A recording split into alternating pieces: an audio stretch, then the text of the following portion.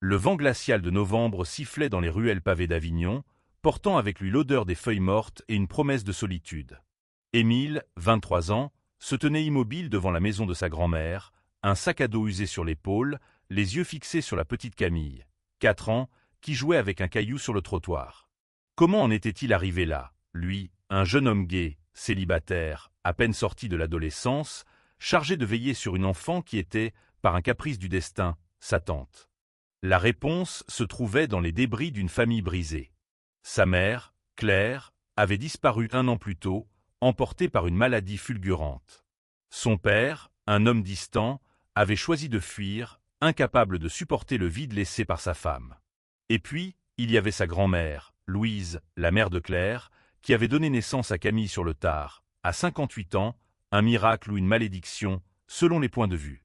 Mais Louise, accablée par l'âge et le chagrin, s'était effondrée 2 semaines plus tôt, laissant derrière elle une lettre tremblante. « Émile, prends soin de Camille.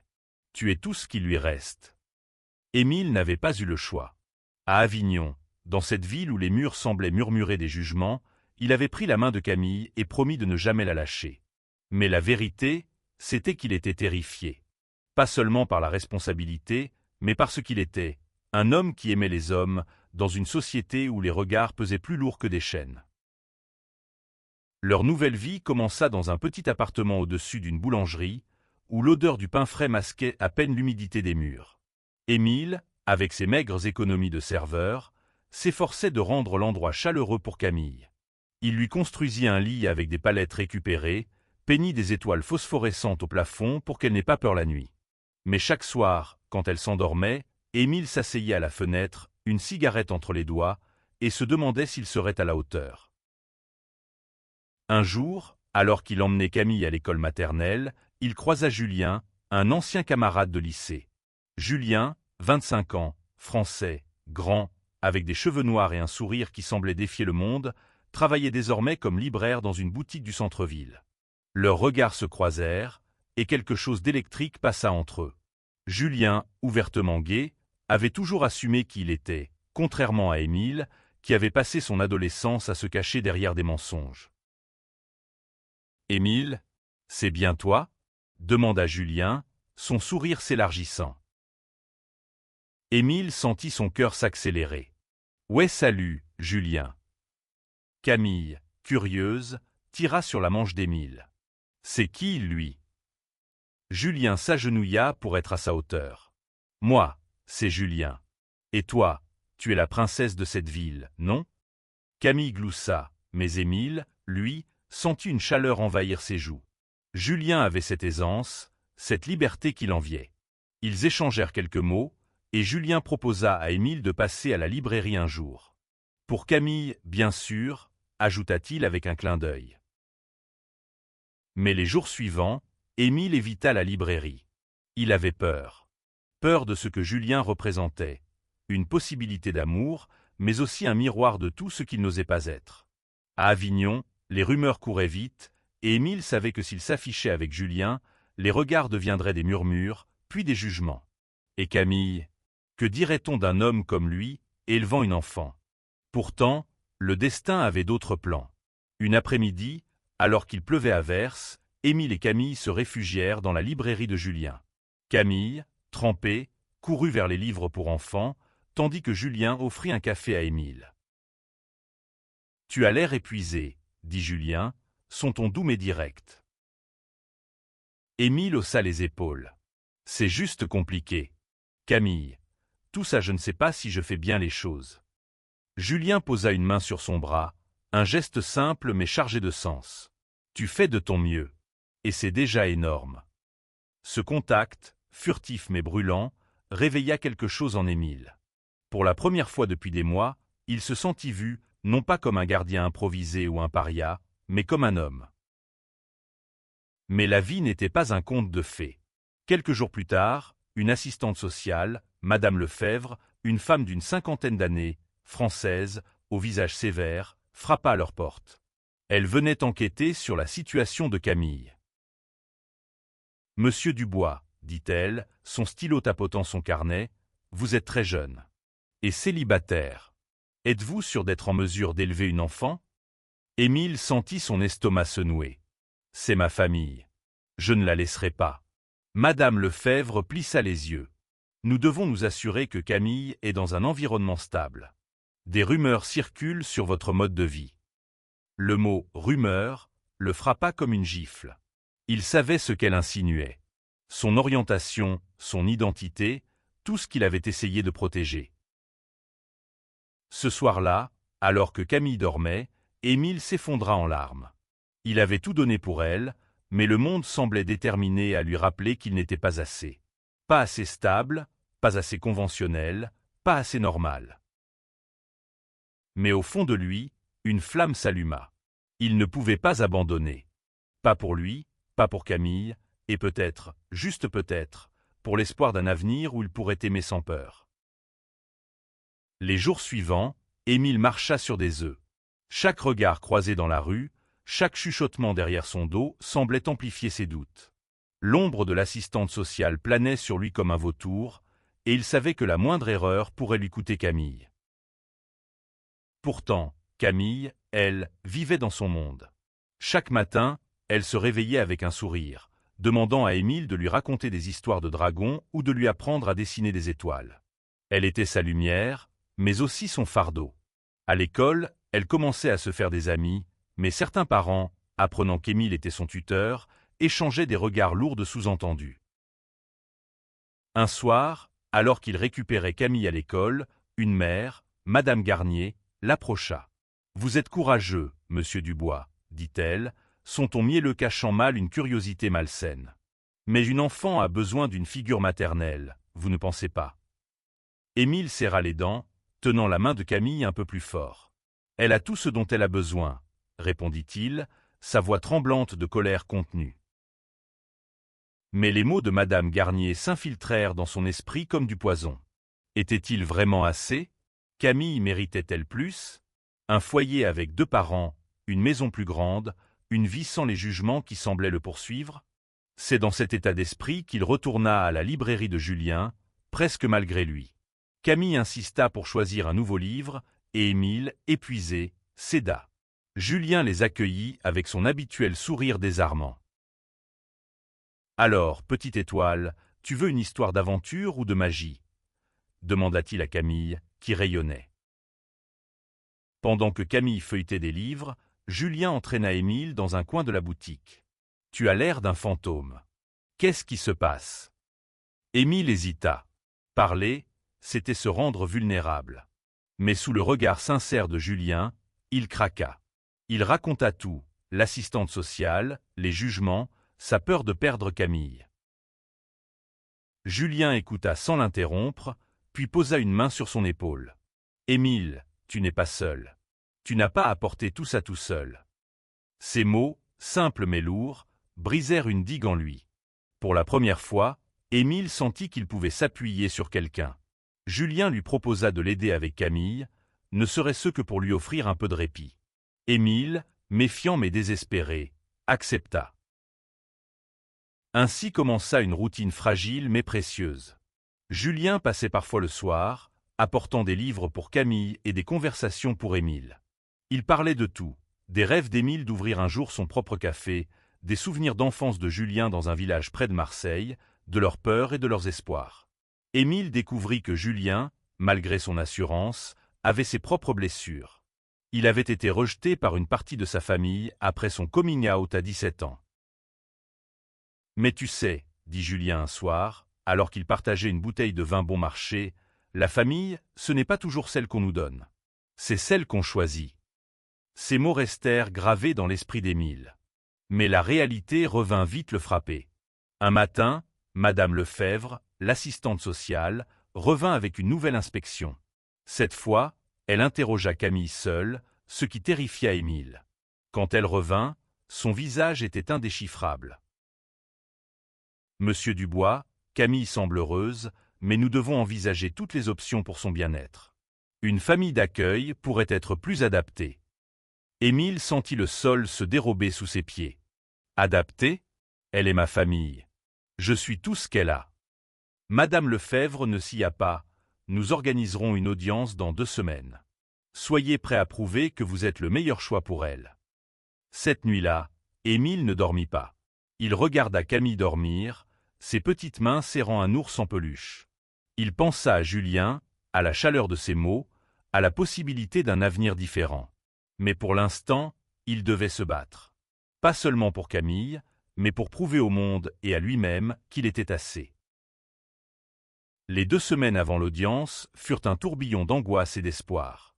Émile passa ses journées à jongler entre son travail de serveur, les besoins de Camille et la préparation de son dossier pour prouver qu'il était un tuteur digne. Il rassembla des lettres de recommandation de son patron, de l'institutrice de Camille, même de la boulangère qui voyait chaque matin le soin qu'il mettait à préparer les repas de la petite. Julien devint son roc. Il gardait Camille quand Émile devait travailler tard, l'emmenait au parc ou lui lisait des histoires. Un soir, alors qu'il rentrait d'une promenade, Camille s'endormit dans les bras de Julien. Émile les observa, un mélange de gratitude et de quelque chose de plus profond qu'il n'osait pas encore nommer. « Tu es doué avec elle », murmura Émile, brisant le silence. Julien sourit, un peu triste. « J'ai toujours voulu une famille. Mais tu sais, ce n'est pas toujours facile de trouver sa place. » Émile hocha la tête. Il comprenait. Lui aussi avait passé des années à chercher sa place, à se cacher, à craindre d'être jugé. Mais avec Julien, il se sentait différent. Plus léger. Plus lui-même. Pourtant, cette légèreté était fragile. Quelques jours avant l'audience, Émile reçut un appel de l'école. Une autre mère avait déposé une plainte anonyme, suggérant que l'environnement d'Émile n'était pas approprié pour Camille en raison de son orientation sexuelle. La nouvelle le frappa comme un coup de poing. Il se rendit à l'école, furieux, pour confronter la directrice. Celle-ci, une femme d'une 40aine d'années, française, nommée Madame Roche, tenta de calmer les choses. « Monsieur Dubois, nous savons que vous faites de votre mieux. Mais ces préoccupations, elles viennent de la communauté. » « La communauté ?» répéta Émile, sa voix tremblante. « C'est ma vie, ma famille. Vous ne savez rien de nous. » Madame Roche soupira. « Je suis de votre côté. Mais soyez prudent. Les gens parlent. » Ce soir-là, Émile confia tout à Julien. Pour la première fois, il pleura devant lui, ses défenses brisées. Julien l'enlaça, et dans cette étreinte, Émile sentit quelque chose changer. Il n'était plus seul. « On va se battre, » dit Julien. « Ensemble. » À l'audience, Émile se présenta avec Camille, qui portait une robe à fleurs qu'il avait soigneusement repassée. Julien était là aussi, dans le public, un pilier silencieux. Madame Lefebvre présenta son rapport, soulignant les défis d'Émile, son jeune âge, son statut de célibataire, les préoccupations de la communauté. Mais Émile prit la parole. Sa voix, d'abord tremblante, gagna en force. « Je ne suis peut-être pas parfait. Je n'ai pas une grande maison ou beaucoup d'argent. Mais je l'aime. Camille est ma famille. Et je ferai tout pour elle. » Camille, assise à côté de lui, leva les yeux. « Émile, c'est mon meilleur ami, » dit-elle, sa petite voix résonnant dans la salle. Un silence suivit. Même Madame Lefebvre sembla touchée. La décision fut reportée, mais pour la première fois, Émile sentit qu'il avait une chance. Ce soir-là, Julien les invita chez lui pour fêter cette petite victoire. Dans son petit appartement rempli de livres, ils rirent, mangèrent des pizzas, et pour un instant, tout sembla possible. Mais au fond de son cœur, Émile savait que la bataille n'était pas finie. Et il savait aussi que ses sentiments pour Julien grandissaient, menaçant de tout compliquer. Les semaines suivantes furent un mélange de haut et de bas. Émile oscillait entre l'espoir d'un avenir stable pour Camille et la peur constante de tout perdre. Julien, quant à lui, devenait une présence incontournable. Il ne se contentait plus d'être un ami. Il était un partenaire, même si aucun mot n'avait été prononcé pour définir ce qu'ils étaient l'un pour l'autre. Un après-midi, alors qu'ils emmenaient Camille à une fête foraine, Émile sentit son cœur s'emballer en voyant Julien porter Camille sur ses épaules, riant avec elle sous les lumières colorées. Pour la première fois, il s'autorisa à imaginer une vie où ils seraient trois, une famille non conventionnelle, mais une famille quand même. Mais cette vision fut vite éclipsée par une nouvelle épreuve. Une lettre arriva, annonçant une nouvelle audience dans 1 mois. Cette fois, une famille d'accueil potentielle avait été trouvée. Un couple marié, les Martin, français, dans la quarantaine, sans enfants, prêt à accueillir Camille. Émile sentit la panique l'envahir. Il passa des nuits à rédiger des arguments, à chercher des moyens de prouver qu'il était le meilleur choix pour Camille. Julien l'aida, passant des heures à relire ses notes, à le rassurer. « Tu es assez Émile, » répétait Julien. « Tu l'as toujours été. » Mais les doutes persistaient. Une nuit, alors qu'ils étaient seuls, Julien prit la main d'Émile. « Tu sais, je ne fais pas ça juste pour Camille. Je suis là pour toi aussi. » Émile sentit son souffle se couper. Il voulait répondre, dire à Julien ce qu'il ressentait, mais la peur le paralysait.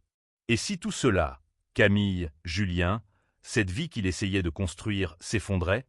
La réponse vint plus vite qu'il ne l'aurait voulu. 1 semaine avant l'audience, Émile reçut un appel de Madame Lefebvre. Les Martin avaient déposé une requête officielle pour adopter Camille. Ils étaient riches, stables, et surtout, ils correspondaient à l'image d'une famille idéale. Émile s'effondra. Il passa la nuit à marcher dans les rues d'Avignon, seul, sous une pluie battante. Quand il rentra, trempé, Julien l'attendait. « Pourquoi tu ne m'as pas appelé ?» demanda Julien, sa voix pleine de frustration et d'inquiétude. « Parce que je ne veux pas t'entraîner dans tout ça, » répondit Émile. « Tu mérites mieux. » Julien s'approcha, ses yeux brillants de colère et d'amour. « Arrête de décider ce que je mérite. Je suis là, Émile. Je veux être là. » Et puis, sans un mot de plus, Julien l'embrassa. Ce fut un baiser doux, désespéré, un mélange de peur et d'espoir. Émile, pour la première fois, se laissa aller. Mais le lendemain, la réalité revint. L'audience approchait, et Émile savait qu'il devait se battre non seulement pour Camille, mais pour la vie qu'il commençait à entrevoir avec Julien. L'audience finale approchait, et chaque jour semblait peser plus lourd sur les épaules d'Émile. Il passait ses nuits à préparer son discours, à imaginer comment convaincre le juge que Camille était mieux avec lui. Mais les Martin, avec leur maison impeccable et leur vie stable, représentaient tout ce qu'Émile n'avait pas. Julien, fidèle, organisait des moments de répit. Il emmenait Camille au marché, où elle choisissait des fleurs pour décorer leur petit appartement. Il aidait Émile à répéter ses arguments, lui rappelant sans cesse qu'il n'était pas seul. Mais Émile, malgré l'amour grandissant qu'il ressentait pour Julien, gardait une distance. Il avait peur que s'ouvrir complètement à Julien ne rende la perte de Camille, ou même de lui encore plus insupportable. Un soir, alors qu'ils dînaient tous les trois, Camille dit quelque chose qui brisa le cœur d'Émile. « Émile, est-ce que Julien peut être ma famille aussi ?» Émile échangea un regard avec Julien, qui sourit doucement. « Bien sûr, Camille, » répondit Julien, « si tu veux de moi. » Ce moment, si simple, renforça la détermination d'Émile. Il ne se battait plus seulement pour Camille, mais pour cette famille qu'il formait, contre vent et marée. Le jour de l'audience arriva. Émile, vêtu d'un costume qu'il avait emprunté, entra dans la salle avec Camille à ses côtés. Julien était là, dans le public, ainsi que quelques personnes inattendues. La boulangère, l'institutrice de Camille, même un voisin qui avait vu Émile se démener pour elle. Les Martin prirent la parole en premier. Ils parlèrent de leur maison spacieuse, de leur stabilité financière, de leur désir d'offrir à Camille une vie normale. Émile sentit son cœur se serrer. Puis ce fut son tour. Il se leva, les mains tremblantes, et parla avec une sincérité brute. « Je ne suis pas parfait. Je suis jeune, je n'ai pas beaucoup d'argent, et oui, je suis gai. Mais Camille est ma famille. Je l'aime plus que tout, et je lui donne tout ce que j'ai, chaque jour. » Il raconta leur matin à peindre des étoiles, leur soirée à lire des histoires, la façon dont Camille riait quand il lui faisait des grimaces. Elle n'a pas besoin d'une grande maison. Elle a besoin d'amour. Et ça, je peux lui donner. Le juge, une femme d'une 50aine d'années, française, nommée Madame Dupont, écouta attentivement. Quand Camille fut appelée à parler, elle se leva, petite mais déterminée. « Je veux rester avec Émile. Et avec Julien. Il m'aime. Un murmure parcourut la salle. Émile sentit les larmes lui monter aux yeux. La décision ne fut pas rendue immédiatement. Le juge demanda un délai pour examiner toutes les preuves. Émile quitta la salle, épuisé mais porté par un nouvel espoir. Ce soir-là, Julien l'enlaça longuement. « Peu importe ce qui arrive, » murmura-t-il, « on est ensemble. » Les jours d'attente furent une torture. Émile continuait sa routine, emmener Camille à l'école, travailler, rentrer épuisé, mais chaque instant était teinté d'incertitude. Julien, fidèle, restait à ses côtés, mais même lui ne pouvait apaiser complètement les angoisses d'Émile. Un après-midi, alors qu'il récupérait Camille à l'école, il croisa Madame Garnier, la mère qu'il avait jugée des mois plus tôt. Elle s'approcha, hésitante. « Monsieur Dubois, j'ai entendu parler de l'audience. Je voulais vous dire que j'ai eu tort. Camille vous aime. Ça se voit. » Émile, surpris, ne sut quoi répondre. Pour la première fois, il sentit une fissure dans le mur de jugement qui l'entourait. Mais cette lueur d'espoir fut vite éclipsée. Une lettre arriva, annonçant que le juge rendrait sa décision le lendemain. Émile passa la nuit à marcher dans l'appartement, incapable de dormir. Julien resta avec lui, silencieux mais présent. Le lendemain, dans la salle d'audience, Émile sentit son cœur battre à tout rompre. Les Martin étaient là, confiants. Madame Dupont, le juge, prit la parole. Après avoir examiné les témoignages et les rapports, il est clair que Camille est une enfant heureuse et épanouie. Monsieur Dubois, vous avez démontré un dévouement exceptionnel, malgré les défis. Émile retint son souffle. Cependant, continua Madame Dupont, nous devons considérer l'intérêt à long terme de l'enfant. Le mot « cependant » le frappa comme une lame. Il sentit la main de Julien serrer la sienne sous la table. Mais alors, Madame Dupont sourit légèrement. « Camille restera avec vous, Monsieur Dubois. Vous êtes sa famille. » Un cri de joie échappa à Camille, qui sauta dans les bras d'Émile. Julien, les larmes aux yeux, les enlaça tous les deux. Ce soir-là, ils fêtèrent chez Julien, avec des ballons et un gâteau que Camille avait insisté pour décorer elle-même. Pour la première fois depuis des mois, Émile sentit un poids s'envoler. Mais une question restait. Que deviendraient-ils, lui et Julien? Leur relation, encore fragile, était un terrain inconnu. Émile savait qu'il aimait Julien, mais il avait peur de ce que cela signifiait pour leur avenir. La victoire à l'audience marqua un tournant, mais pas la fin des défis. Émile savait que la société ne changerait pas du jour au lendemain. Les regards, les murmures, les jugements continueraient. Mais il se sentait plus fort, porté par l'amour de Camille et la présence de Julien. Leur relation évolua lentement. Émile, encore marqué par des années de peur et de secret, avait du mal à s'ouvrir complètement. Julien, patient, ne le pressait pas. Il passait des soirées à parler, à rire, à construire quelque chose de réel. Un jour, Julien proposa une idée folle, organiser une petite fête pour Camille, avec ses amis de l'école et leurs parents. « Montrons-leur qui nous sommes, » dit-il. « Pas juste toi, pas juste moi, mais nous. » Émile hésita, mais il accepta. La fête eut lieu dans le petit appartement, décoré avec des guirlandes et des dessins de Camille. À la surprise d'Émile, plusieurs parents vinrent, certains avec des excuses voilées, d'autres avec une curiosité sincère. Madame Roche, la directrice, était là aussi. Elle prit Émile à part. « Vous avez changé des choses ici, Monsieur Dubois. Pas seulement pour Camille, mais pour nous tous. » Ces mots touchèrent Émile plus qu'il ne l'aurait cru.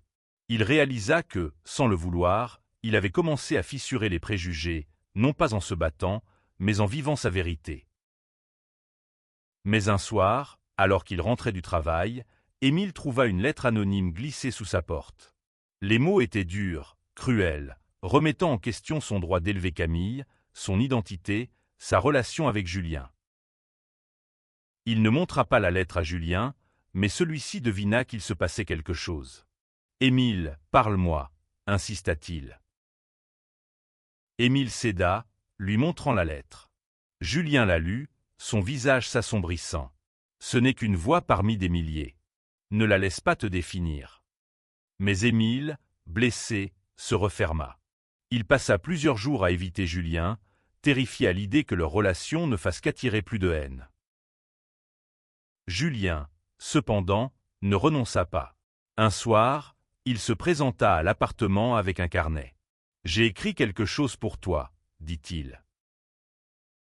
C'était un poème, simple mais puissant, sur l'amour qui défie les tempêtes. Émile, les larmes aux yeux, comprit qu'il ne pouvait plus fuir. « Je t'aime, » murmura-t-il, les mots lui échappant enfin. Julien sourit. « Je sais. » Les mois qui suivirent furent une danse délicate entre défi et bonheur. Émile et Julien officialisèrent leur relation, non pas avec des grands gestes, mais avec des moments simples, des dîners à trois, des promenades le long du Rhône, des soirées où Camille insistait pour qu'ils dansent tous ensemble sur des chansons qu'elle choisissait.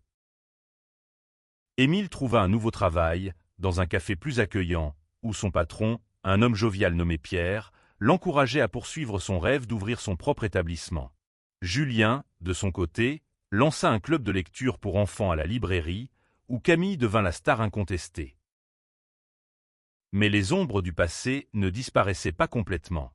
Les lettres anonymes continuaient d'arriver, moins fréquentes, mais toujours blessantes.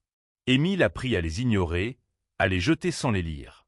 Il savait que sa famille, Camille, Julien, et lui valaient plus que les mots haineux d'inconnus. Un an après l'audience, Émile reçut une lettre officielle. Madame Lefebvre, l'assistante sociale, prenait sa retraite. Dans sa lettre, elle écrivait « Monsieur Dubois, j'ai douté de vous au début. Mais vous m'avez prouvé que l'amour est plus fort que les conventions. Merci. » Émile lut la lettre à haute voix à Julien et Camille, un sourire aux lèvres. Camille, maintenant 5 ans, demanda « Ça veut dire qu'on est une vraie famille ?» Émile échangea un regard avec Julien. « Oui, ma puce. La meilleure des familles. » Leur histoire ne fut pas un conte de fées. Il y eut des jours sombres, des doutes, des combats. Mais il y eut aussi des rires, des étreintes, des moments où le monde semblait s'arrêter pour leur laisser le temps d'être ensemble. Un soir, sous les étoiles d'Avignon, Émile, Julien et Camille s'assirent sur un banc près du palais des papes. Camille s'endormit contre Émile, et Julien passa un bras autour de ses épaules. « On a réussi, » murmura Julien.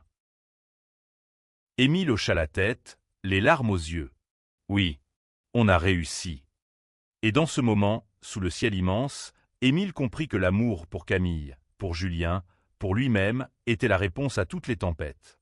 Ils étaient une famille, imparfaite, mais complète.